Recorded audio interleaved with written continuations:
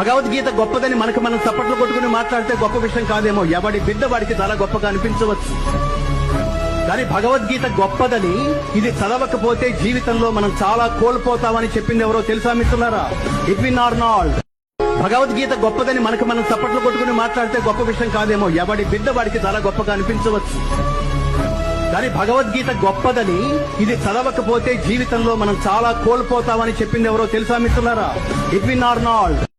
భగవద్గీత గొప్పదని మనకు మనం చప్పట్లు కొట్టుకుని మాట్లాడితే గొప్ప విషయం కాదేమో. ఎవడి బిడ్డ వాడికి చాలా గొప్పగా అనిపించవచ్చు. కానీ భగవద్గీత గొప్పదని ఇది చదవకపోతే జీవితంలో మనం చాలా కోల్పోతామని చెప్పింది ఎవరో తెలుసా మిత్రులారా? Edwin Arnold. భగవద్గీత గొప్పదని మనకు మనం చప్పట్లు కొట్టుకుని మాట్లాడితే గొప్ప విషయం కాదేమో. ఎవడి బిడ్డ వాడికి చాలా గొప్పగా అనిపించవచ్చు. కానీ భగవద్గీత గొప్పదని ఇది చదవకపోతే జీవితంలో మనం చాలా కోల్పోతామని చెప్పింది ఎవరో తెలుసా మిత్రులారా? Edwin Arnold.